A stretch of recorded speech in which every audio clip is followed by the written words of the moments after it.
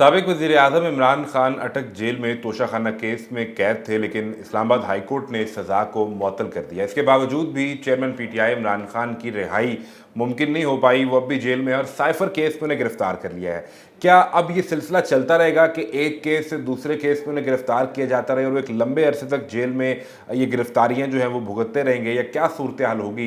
इस सिलसिले में इमरान खान के वकील शुएब शाहीन साहब, जो खुद इस्लामाबाद हाई कोर्ट में मौजूद थे, वो हमारे साथ टेलीफोन लाइन पर मौजूद हैं। उनसे बात करते हैं और सूरत हाल जानने की कोशिश करते हैं कि आने वाले दिनों में क्या चेयरमैन पीटीआई बाहर आएंगे, इलेक्शन लड़ पाएंगे और नॉर्मल एक्टिविटीज़ कर पाएंगे, या फिर अभी उन्हें जेल में रहना पड़ेगा।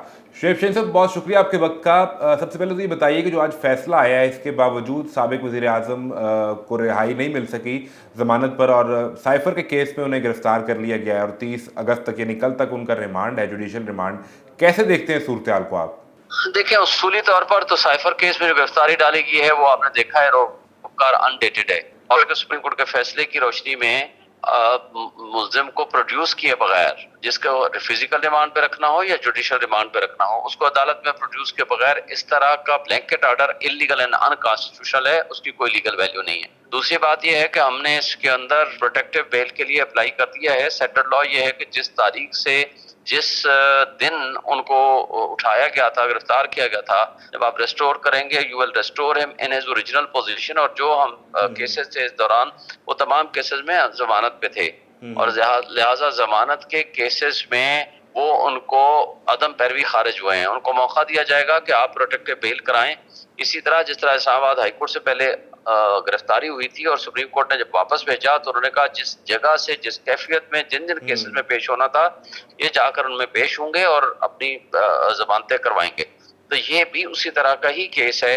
जब ये तय हो गया कि वो ऑर्डर जिसके जरिए उनको गिरफ्तार किया गया था on the face of it illegal है, तो वो जब सस्पेंड होता है तो नेचुरली ही will be released on the same date, on the same position. और बाकी केसेस में उनको प्रोटेक्टिव बेल हो सकती है और उनको कहा जाएगा कि बाकी अदालतों में जाकर वो सरेंडर करें ताकि उनको जमानतें ले सकें। अच्छा, फिर इस मैं जो समझ पा रहा हूँ वो ये है कि कल जब जुडिशल रिमांड ये मज़ीद एक्सटेंड करवाने के लिए उन्हें कोर्ट में पेश किया जाएगा, जो अभी जिस अनडेटेड ऑर्डर का आप जिक्र भी कर रहे हैं, तो कल फिर वो बाहर आ जाएंगे। ज्यादा इम्कान है कि कल या परसों, जो भी टाइम लगेगा, अदालतों ने उनको ये relief as a matter of right देना है ताकि वो अदालतों में पेश होकर अपनी अपनी जमानतें करा सकें। अच्छा, इस पे जो आज वाला फैसला है तोशाखाना केस का इस्लामाबाद हाई कोर्ट से, इस पे अगर बात कर ली जाए कि सज़ा तो मुअत्तल हो चुकी है, तो इमरान खान अब पार्टी चेयरमैन के ओहदे पर भी बहाल हो जाएंगे और इलेक्शन भी लड़ पाएंगे, उनकी नाअहली भी खत्म हो जाएगी? देखिए, नाअहली तो रह नहीं सकती, बिकॉज दी पहले दिन ही उनको डिसीट कर दिया गया था। जहां तक उनके चेयरमैनशिप का ताल्लुक है, वो तो अभी इलेक्शन कमीशन ने उसको डिनोटिफाई किया है भी नहीं, और ना ही उसके खिलाफ फैसला किया है कि वो पार्टी सदर चेयरमैन रहेंगे या नहीं रहेंगे। तो मेरा ख्याल है कि पार्टी चेयरमैन के तौर पर तो कोई बहाम नहीं है। दूसरे वाले मामले में भी जब ऑर्डर नेचुरली सस्पेंड हो गया, तो सेंटेंस सस्पेंड हो गई है, तो वो उनकी वो इलेक्शन लड़ने की भी पोजीशन में हो। अच्छा, इसमें शुएब शाहीन साहब एक चीज़ का फ़र्क बता दें कि सज़ा के मुअत्तल होने और फैसले के कलअदम होने में जो फ़र्क है, इससे कितना फ़र्क पड़ता है?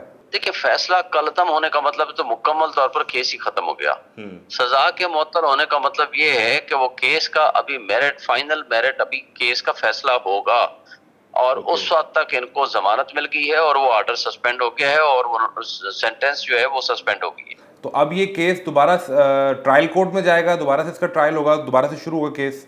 नहीं नहीं, दोबारा नहीं, दोबारा नहीं। यही जो एपेलेट कोर्ट है वो इसके बारे में फैसला करेगी कि क्या इस केस को यहीं खत्म हो जाना चाहिए या इनको ट्रायल के लिए दोबारा उसी ट्रायल कोर्ट में, या जो भी ट्रायल कोर्ट नहीं बनेगी उसमें भेजा जाए। जो इलेक्शन कमीशन के वकील अमजद परवेज साहब थे, उन्होंने ये कोशिश की कि मजीद वो दलाइल देना चाह रहे थे, इसको 1-2 दिन तक आगे बढ़ाना चाह रहे थे इस केस की समाअत को, और फिर वो इसमें पब्लिक प्रोसिक्यूटर को भी नोटिस करवाना चाह रहे थे।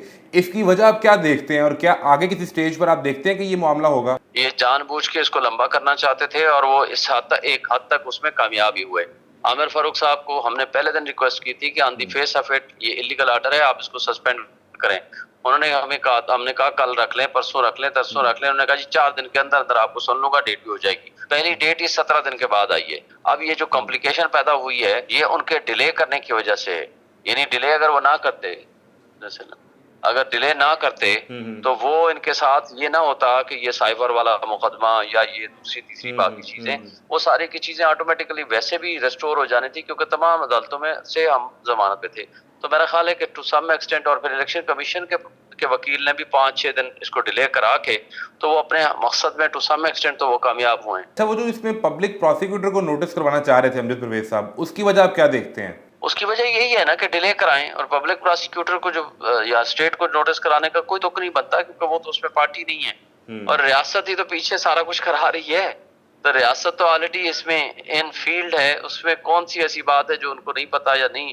الیکشن کمیشن کی پرائیویٹ کمپلینٹ تھی، اس میں سزا ہوئی، اس میں وہ پارٹیز ہیں دونوں، یہ اس کو ریپرزینٹ کر رہے ہیں، سوائے اس بات کے کہ اس کو ڈیلے کیا جائے، اس لیے وہ لمبا کرنا چاہتے ہیں. اچھا، ایک آخری چیز یہ بتا دیجئے گا کہ جس طرح بھی سائفر کیس کے بارے میں آپ نے کہا کہ وہ آپ کو لگتا ہے کہ شاید انہیں اس میں بھی وہ ریلیز ہو جائیں گے اس گرفتاری سے بھی، پھر اس کے علاوہ آپ لاہور کی ATC کورٹ نے بھی تفتیش کی اجازت دی ہے 9 مئی کے کیسز میں، وہ FIRs ہیں، 180 کے قریب دیگر مقدمات ہیں، تو بظاہر تو یہ لگتا ہے کہ ایک کیس سے دوسرے کیس میں گرفتاری پڑتی رہے گی. دیکھیں ان کی تو نیت یہی ہے نا، جب یہ سارے پولیٹیکل وکٹمائزیشن کے کیسز ہیں، ان کی خواہش اور ان کا مقصد اور ان کی نیت بھی یہی ہے کہ اس طریقے سے کیا جائے. لیکن ہم ہوپفل ہیں کہ انشاءاللہ یہ نظام قانون اور نظام انصاف کا یہ جو ہے نا یہ جو تماشا بنایا جا رہا ہے، یہ زیادہ دیر کے لیے نہیں چلے گا. بہت شکریہ، شعیب شاہین صاحب ہمارے ساتھ موجود تھے، بہت شکریہ آپ کے وقت کا.